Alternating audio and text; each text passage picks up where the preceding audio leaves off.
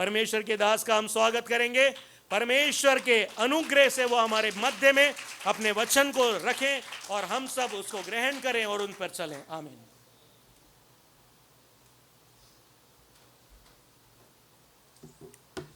Praise the Lord. परमेश्वर का बहुत बहुत धन्यवाद हो, उसने मुझे एक अवसर दिया आप लोगों के मध्य में एक नया सुसमाचार लेके आने के लिए। और आज हम अपना सुसमाचार इर्मिया की किताब में से निकालते हैं, शुरू करते हैं। इर्मिया 1:4 उसमें क्या बोलता है वो 5 से पढ़ता हूँ मैं। गर्भ में रचने से पहले तूने मुझ पर चित्त लगाया और उत्पन्न होने से पहले मैंने तेरा अभिषेक किया। परमेश्वर यहाँ बता रहा है इर्मिया को कि तेरे गर्भ में आने से पहले ही मैंने तुझे चुन लिया था। ये है एक मसीह दास की गवाही। हम सोचते हैं ना कि ये किस तरह से परमेश्वर की सेवा कर रहा है। एक मनुष्य के हाथ में एक उसके सामर्थ्य में ही नहीं है कि वो परमेश्वर का कुछ कार्य कर ले जब तक परमेश्वर उसको ना चुन ले। और परमेश्वर मसीह दास को, परमेश्वर उसके अगवा को किस तरह से चुनता है? गर्भ में आने से पहले ही चुन लेता है। अब हम कैसे माने कि गर्भ में आने से पहले चुन लेता है साहब? बाइबल इसके उदाहरणों से भरी हुई है। हन्ना रो रही थी कि प्रभु मेरे को एक बच्चा दे दे तो मैं उस बच्चे को तेरे भवन में दे दूंगी। अभी आया नहीं बच्चा, उससे पहले ही चुन लिया शमूएल को। यह है उसका उदाहरण कि गर्भ में आने से पहले उसने चुन लिया। परमेश्वर यहां पर वंशवादी नहीं है कि पिता है तो उसका पुत्र ही उसकी गद्दी पे बैठेगा। ऐसा कहीं कहीं उदाहरण में दे भी रखा है और मोस्टली जगह यह है कि परमेश्वर जिसको चुनता है उसी को बिठाता है। मूसा को देख लो आप, मूसा के बच्चे को इसराइलियों का अगवा होने के लिए नहीं चुना, यहोशू को चुना। एली के बच्चों को तुच्छ जाना परमेश्वर ने, शमूएल को उसकी जगह पर नबी बना दिया। परमेश्वर यहाँ मनों को देखता है। हमारा मन यदि शुद्ध है, हमारा मन यदि साफ है, निस्वार्थ है और परमेश्वर की लगन में लगा हुआ है, उसकी खोज करता रहता है, तो परमेश्वर हमें चुनेगा। यह है सच्चाई। इर्मिया को चुना उसने मां के गर्भ में आने से पहले और उसका अभिषेक कर दिया। अभिषेक होना बहुत जरूरी है। जब तक हमारा अभिषेक नहीं होता, पवित्र आत्मा हमारे अंदर आके वास नहीं करेगा। यहां पर इसका अभिषेक हुआ और जहाँ भी इस दुनिया के अंदर भी, जहाँ भी सैम सर भी अगर किसी भी प्रचारक को कहीं भी भेजते हैं तो उसका अभिषेक करके भेजते हैं। तो अभिषेक होना बहुत जरूरी है। दाऊद राजा बनने से पहले उसका, जब वो छोटा सा था 10-12 साल का, तभी उसका अभिषेक करा था शमूएल ने, क्योंकि परमेश्वर के द्वारा वो नियुक्त था कि इसको मैं राजा बनाऊंगा। हम परमेश्वर की सेवा करना चाहते हैं तो हम परमेश्वर से यही प्रार्थना करें कि हे प्रभु तू मुझे चुन और तू मेरा अभिषेक कर। यशा में से देखते हैं अब हम। यशा 64 और उसका 4 आयत में क्या बोलता है? क्योंकि प्राचीन काल से ही तुझे छोड़ कोई और ऐसा परमेश्वर ना तो कभी देखा गया और ना कानों से उसकी चर्चा सुनी गई, जो अपनी बाट जोने वालों के लिए काम करे। परमेश्वर ने हमें चुना और हमें क्या करता है? अगुवाई करता है। जिस तरह से आज हमने भजन संहिता के अंदर से क्या पढ़ा कि दाऊद को उसने प्रॉमिस कर दिया, वादा कर दिया कि तेरे वंश को मैं क्या करूंगा? आगे बढ़ाऊंगा, और यदि वो गलती करते हैं तो उनको मैं सोटे से ताड़ना दूंगा, पर मैं उनको भूलूंगा नहीं। मैं उनके वफादार हूं। मैं हमेशा, मैं उनके जो मैंने वाचा बांधी है उनके साथ, उस वाचा को मैं स्मरण कर कर उनको बार बार उनको वापस एक नया जीवन दूंगा। यहाँ यशायाह के अंदर हम यही देखते हैं। इस्राएली जाति को चुन लिया, माँ के गर्भ से पहले उसने चुन लिया था अब्राहम को, और उसके बाद उसने पूरी जाति बनाई, इस्राएली जाति, और उस पूरी इस्राएली जाति को आशीषित करा। कनान देश दिया उनको, जहाँ पर किसी बात की कोई कमी घटी नहीं थी, वो देश दिया। पर उसके बाद क्या हुआ? इस्राएली जब सब कुछ उनको मिल गया तो परमेश्वर की विधियों से वो हटने लगे। और जिस तरह से आंटी ने बोला कि पाखंड की तरफ चले गए थे साहब। अब वो परमेश्वर को दिखाने के लिए उपवास नहीं करते थे, परमेश्वर के लिए उपवास नहीं करते थे, लोगों को दिखाने के लिए उपवास करते थे कि लोगों से हमारी प्रशंसा हो, लोगों से हमको बड़ा बोले, लोग बाग हमें धर्मी बोले, ये सुनना चाहते थे। इन कारणों के द्वारा परमेश्वर ने उनको यशायाह के अंदर भविष्यवक्ता को पहले से बोला कि इनको ताड़ना मिलेगी, ये बंधुआई में जाएंगे। और यहाँ पर बंधुआई से वापस लौटने का समय जब वो क्या बोलता है कि क्योंकि प्राचीन काल से ही तुझे छोड़ कोई ऐसा परमेश्वर ना कभी देखा गया और ना कान से उसकी चर्चा सुनेगी। यशायाह बोलता है परमेश्वर जिस तरह से तू महान है, तूने इतने बड़े बड़े कार्य करे मेरे जीवन के अंदर इस इस्राएलियों के लिए, इसलिए मैं बोलता हूं तेरे बारे में हमने कभी ऐसा देखा ही नहीं कि तुझसे बड़ा कोई परमेश्वर हो। ये गवाही हमारी कब आती है? जब हम उस चीज को अनुभव करते हैं। जब तक हम अनुभव नहीं करेंगे तब तक हमारी ये गवाही नहीं हो सकती। जीवन के अंदर दुख मुसीबत परेशानी आती हैं, और पिछले सप्ताह मैं इन्हीं परेशानियों से होता हुआ गुजरा हूँ। मेरी बच्ची से मेरे को बेहद प्रेम है और मैं उसको दुखी नहीं देख सकता, और ऐसी अवस्था के बावजूद मेरी बच्ची अचेत थी, बेहोश थी। रात के 1 बजे उसको नींद आया, होश आया। इंजेक्शन पे इंजेक्शन लगा रहे हैं डॉक्टर, और वो अवस्था मेरे दिमाग से अभी भी नहीं निकलती। बहुत ज़्यादा परेशानी में मैं पड़ चुका था। सैम सर की तरफ से भी यही आया कि जब हम उसके कार्य के लिए अपने कदम को आगे बढ़ाते हैं तो शैतान परीक्षा लेगा। सिर्फ इन्हीं वचनों से मैं हिम्मत बनाए रखा। उस समय पता लगा मुझे कि सिर्फ और सिर्फ परमेश्वर को छोड़ हमारा कोई नहीं है हमारे साथ। उसके ऊपर पूर्ण रूप से आशा लगाए रखें, उसके ऊपर पूर्ण रूप से विश्वास करें, क्योंकि वही है हमें हर एक मुसीबत से निकालने वाला। उस परेशानी से मैं मेरे बल से नहीं निकल सकता था। मेरी बच्ची हो सकता है, परमेश्वर कुछ भी हो सकता था, पर उसके बावजूद भी परमेश्वर ने उसको आराम दिया। और दूसरे दिन ही डॉक्टर ने, जब मैं पूछने गया उससे, तो डॉक्टर ने बोला घर जाके भी आप क्या कर सकते हो, 3 दिन के इसके रेगुलर इंजेक्शन लगेंगे, पर आप घर ले जा सकते हो। परमेश्वर ने आराम दिया। वो जो दुख की घड़ी थी वो बीत गई। क्यों? क्योंकि परमेश्वर मेरा शरण स्थान है। परमेश्वर ही है जो मेरे को सहायता पहुंचाता है। मेरे अंदर कोई काबिलियत नहीं है, कोई बल नहीं है, सिर्फ और सिर्फ परमेश्वर के अनुग्रह से मेरी बच्ची भी बची और मेरे को परमेश्वर ने बल दिया। इसीलिए मैं कह सकता हूं कि प्रभु तेरे समान कोई दूसरा परमेश्वर नहीं है, ना कभी देखा गया, ना कभी उसकी कान से चर्चा सुनी गई। ये क्यों लिखा है कान से चर्चा सुनना? क्योंकि पुराने समय के अंदर जो पूर्वज थे वो क्या करते थे, अपने वंश को, आगे वाले बच्चों को बताया करते थे कि ऐसा ऐसा उनके साथ प्रभु ने किया है। और जो भी उनके साथ अच्छे कार्य होते थे, परमेश्वर ने जहाँ जहाँ चमत्कार करे, उन सारे चमत्कारों को वो अपने बच्चों को सिखाया करते थे। और वही आज भी हमसे परमेश्वर चाहता है कि जो हमारे साथ हमने परमेश्वर का अनुभव किया है, उन अनुभवों को बच्चों से शेयर करें, तब जाके उनका विश्वास बढ़ेगा। इसलिए बोलता है ना कभी सुना भी नहीं हमने इसमें का कोई परमेश्वर हो जो हमें इस बुराई से छुड़ा ले आया हो। क्योंकि बहुत ज़्यादा परेशान थे इस्राएली। और क्या था, अच्छे लोगों के, बुरे लोगों के साथ साथ अच्छे लोग भी बंधुआई में चले गए थे। अन्याय लोगों के साथ साथ धर्मी लोग भी कहाँ चले गए थे? बंधुआई में चले गए थे। वो बंधुआई में इसलिए नहीं गए थे क्योंकि उन्होंने बुरे काम किए। वो बंधुआई में इसलिए नहीं गए कि उन्होंने पाप किए उन धर्मियों ने। वो धर्मी इसीलिए बंधुआई में गए क्योंकि परमेश्वर चाहता था उस मुसीबत, उस परेशानी का माध्यम बनाकर अपनी आशीष दिखाना, अपनी महिमा दिखाना। उस आशीष के अंदर, उस बंधुआई के अंदर भी उन लोगों को प्रभु ने क्या करा? आशीषित करा। बंधुआई में थे ये दानियल वगैरह सब, उसके बावजूद भी परमेश्वर ने क्या करा? उनको आशीषित करा। राजा के महल में उनको बुला लिया गया और अच्छे पद दिए गए इनको।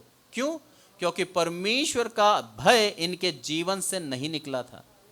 हमेशा ये अपने परमेश्वर के भय में रहते थे और परमेश्वर की वाचाओं को स्मरण कर कर उसके ऊपर चला करते थे। आज हमारे लिए भी यही है। यदि हम परमेश्वर का भय पूर्ण रूप से मानते हैं तो इस परमेश्वर के समान और कोई दूसरा परमेश्वर नहीं है।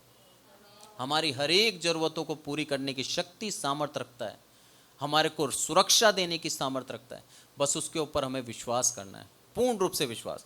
और क्या बोलता है आगे कि जो अपनी बाट जोने वालों के लिए काम करें। इंग्लिश में लिखा है फॉलोवर्स, मतलब जो उसके पीछे पीछे चलता है उसके लिए परमेश्वर क्या है? भला है। हर किसी के लिए नहीं है, ये ध्यान रखें।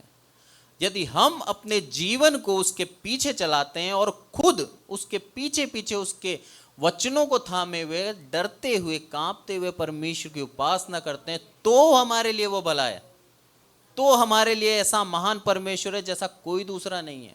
यदि हम ऐसा नहीं करते तो समस्या गंभीर है। परमेश्वर को औपचारिकता नहीं पसंद, परमेश्वर को सच्ची धार्मिकता पसंद है, और सच्ची धार्मिकता उसका भय मानने से ही आती है।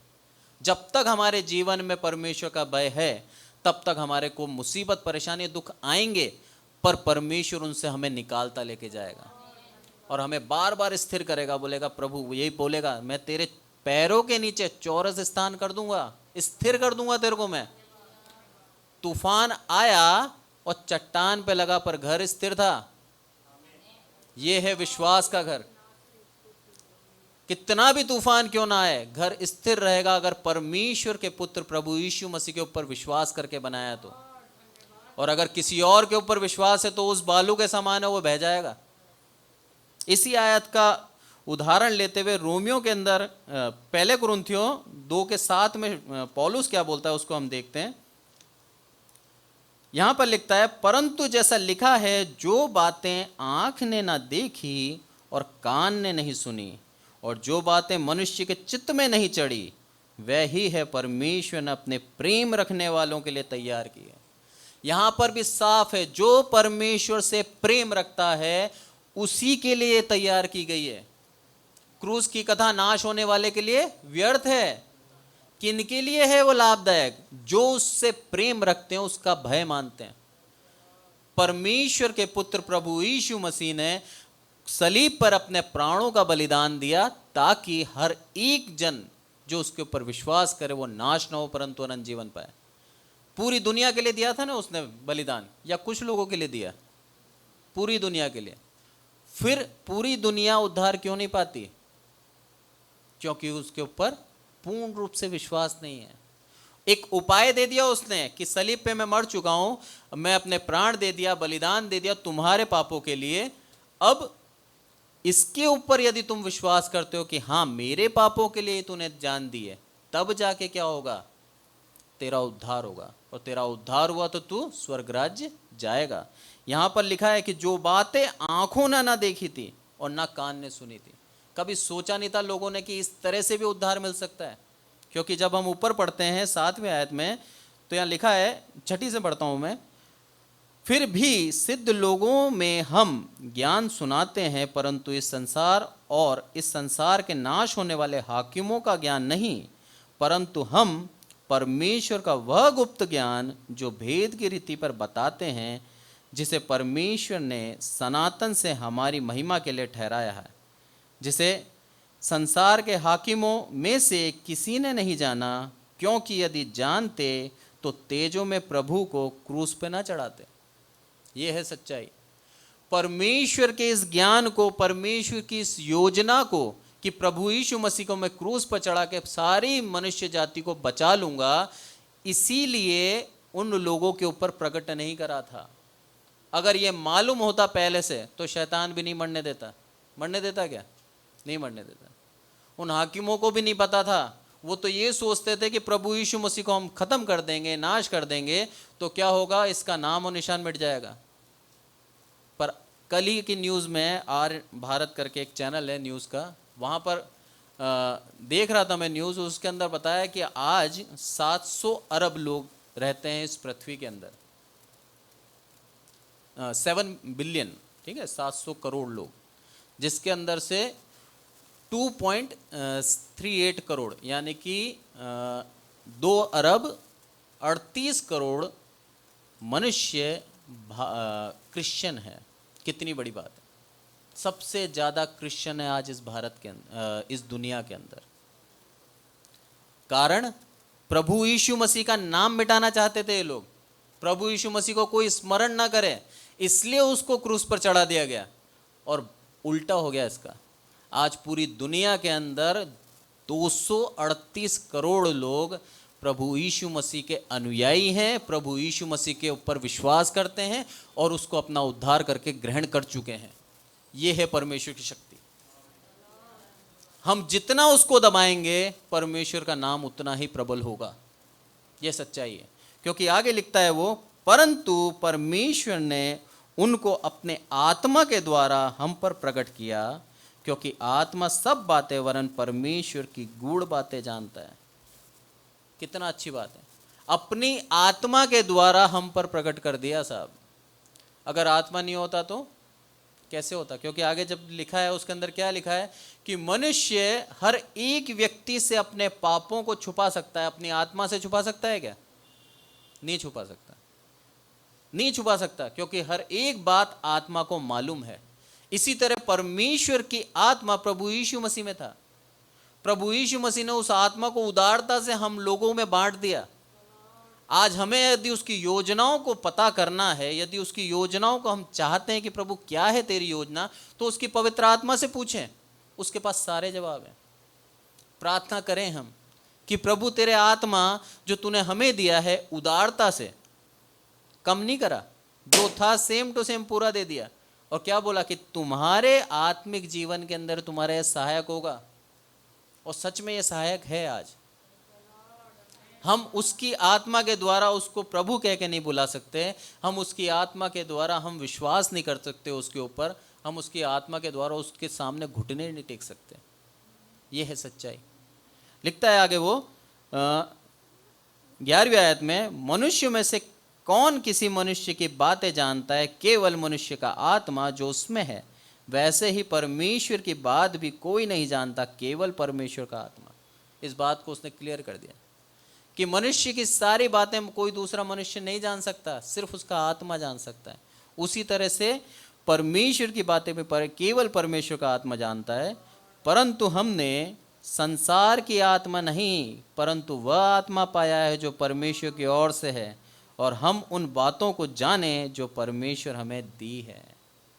हमें संसार का आत्मा नहीं है साहब, हम अलग कर चुके लोग हैं। हम उस भीड़ में नहीं हैं आज जो परमेश्वर के मनुष्य को ढेर सारे बनाए। आज हम उन भीड़ में नहीं है, हम सेलेक्टेड लोग हैं, हमें चुन लिया गया है।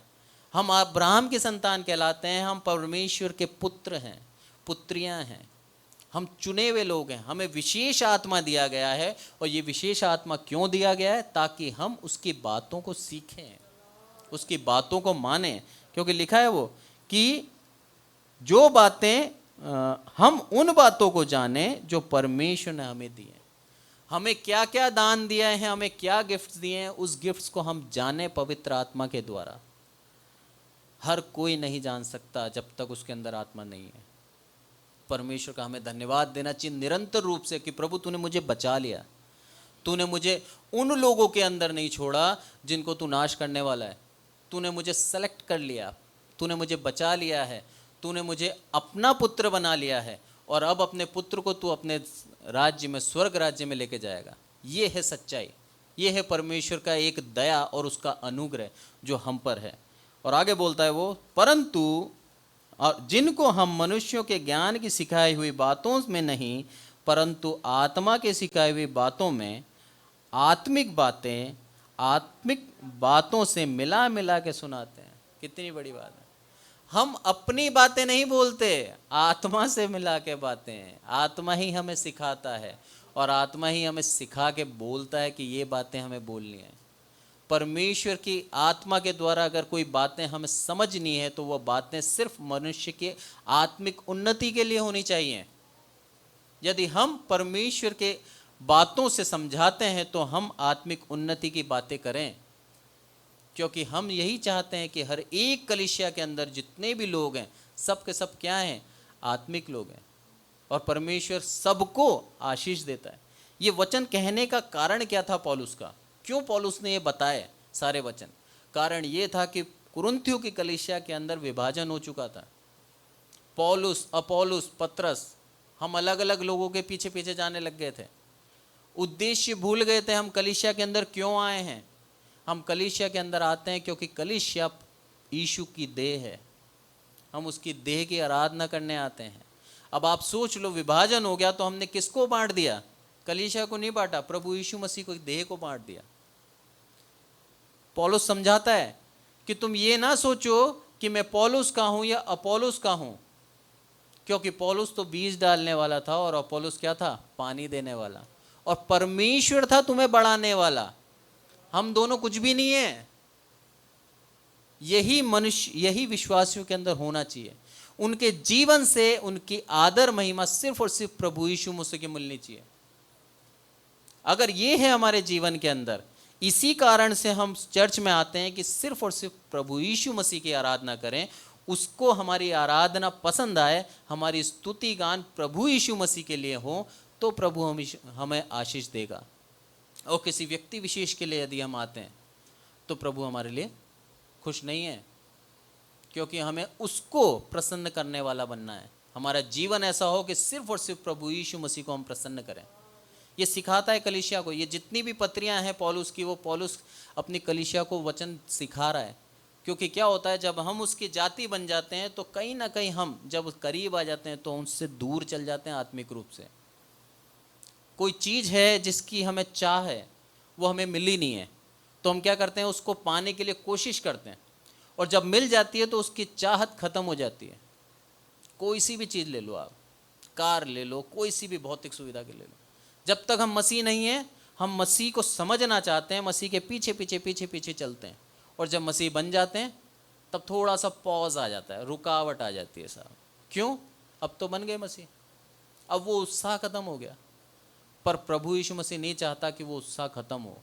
प्रभु यही चाहता है कि हम उसमें उत्साहित बने रहें और अपने जीवन को इस तरह से चलाएं कि उसको एक भावतीय बलिदान ठहरे। क्योंकि लिखता है वो, मुझे बलिदान वगैरह नहीं चाहिए, ना बैल का, ना बकरे का, किसी का बलिदान नहीं चाहिए। उसने बड़ी यशायाह के अंदर लिखा है कि वो समझता ही नहीं इन चीज़ों को कुछ। वो चाहता क्या है? सिर्फ और सिर्फ टूटा मन। जब हम उसके सामने घुटने टेक कर आते हैं ना, तो प्रभु तुरंत स्वीकार करता है हमें, तुरंत हमारी प्रार्थनाओं को सुनता है, तुरंत हमें आशीर्वाद देने को तैयार रहता है और हमको अपना लेता है। क्योंकि उसने लिखा है भजन संहिता के अंदर, अभी पढ़ा हमने, कि वो त्यागेगा नहीं हमें, क्योंकि वो महान है, वो विश्वास योग्य है, उसकी विश्वास योग्यता हमेशा बनी रहती है। हम भूल जाते हैं बार बार, हम कई बार उसको याद करना भूल जाते हैं, हम कई बार बाइबल पढ़ना भूल जाते हैं, सोचते हैं बहुत लेट हो गया साहब, कल पढ़ लेंगे। ये नहीं चाहता प्रभु। प्रभु चाहता है पूर्ण आदर देना, पूर्ण सम्मान देना उसको। और आगे बोलता है वो, परंतु शारीरिक मनुष्य परमेश्वर के आत्मा की बातें ग्रहण नहीं करता, क्योंकि वह उसकी दृष्टि में मूर्खता की बातें हैं। शारीरिक मनुष्य, जो शारीरिक मनुष्य है वो उसकी बातें ग्रहण करता ही नहीं है। मैंने देखा है कई बार, मैं बहुत सी जगह जैसे सुसमाचार सुनाया तो अन्य जाति लोग भी बैठते हैं और वो इस तरह से सुनते हैं जैसे पता नहीं क्या चीज़ बोल दियो, मतलब उनके समझ में नहीं आता कुछ भी। तो मैंने एक दिन पूछा भी था मेरे पापा से, मैंने कहा कारण क्या है भाई, हम मसीह तुरंत ग्रहण करते हैं और ये बिल्कुल इस तरह से देखते हैं पता नहीं क्या चीज़ है। तो पापा ने मेरे एक ही चीज़ बोला था, बेटा प्रभु यीशु मसीह हर किसी को नहीं चुनता, किसी किसी को चुनता है, और किसी किसी को ये ज्ञान देता है कि उस ज्ञान को हम समझ लें। तो हम सोचिए कितने भाग्यवान हैं हम लोग कि प्रभु ने हमें चुना और हमें इस योग्य बनाया कि उसके वचनों को हम समझ भी लेते हैं। कितनी महान बात है। क्यों यहाँ लिखता है वो कि शारीरिक लोग इस बात को ग्रहण नहीं करते, क्योंकि वह उनकी दृष्टि में मूर्खता की बातें हैं। इसीलिए बोलता है वो कि नाश होने वालों के लिए मूर्खता है, ये किसी काम की नहीं है। पर प्रभु हमें यहाँ सिखाता है, हमें यह आदर और सम्मान देता है कि हम उसकी बातों को जानें, उसकी बातों को मानें और उसके संग संग संग संग स्वर्ग राज्य में भी जाएं। और लास्ट में बोलता है वो, आत्मिक जन सब कुछ जानता है, परंतु वह आप किसी से जांचा नहीं जाता, क्योंकि प्रभु का मन किसने जाना कि उसे सिखाए। परंतु हम में मसीह का मन है। आत्मिक जन सब कुछ जानता है साहब। कितनी आशीष दिए परमेश्वर ने आत्मिक जन को कि वो सब कुछ जानता है, वो भी सिर्फ और सिर्फ परमेश्वर की आत्मा के द्वारा ही जानता है वो। और क्या बोलता है, परंतु वह आप किसी से जांचा नहीं जाता, क्योंकि प्रभु का मन किसने जाना है कि उसे सिखाए। हम प्रभु को नहीं सिखा सकते, हम उसके मन को नहीं जान सकते। प्रभु की दया, प्रभु का अनुग्रह जिसके ऊपर हो गया, उसका जीवन बदल गया, आशीषित हो गया वे व्यक्ति। और हम सबको प्रभु ने क्या कर रखा है? चुना है और आशीष दी है। और लास्ट में बोलता है परंतु हम में मसीह का मन है। हम में क्या है? मसीह का मन। मसीह नहीं चाहता हम में से एक को विनाश करना, मसीह नहीं चाहता हम में से एक को भी दंड देना। इसीलिए आगे से आगे क्या करता है? वो हमें चेतावनी देता है, हमें अवसर देता है कि हम बदल जाएं, हम हमारी बुरी आदतों से छूटकर उसके पीछे मन लगाना सीख जाएं। दिन में 2 बार कम से कम बाइबल पढ़नी चाहिए, क्योंकि जब तक हम उसके वचनों को नहीं पढ़ेंगे, उसकी इच्छाओं को नहीं जान पाएंगे। परमेश्वर इन वचन से हम सबको आशीषित करें।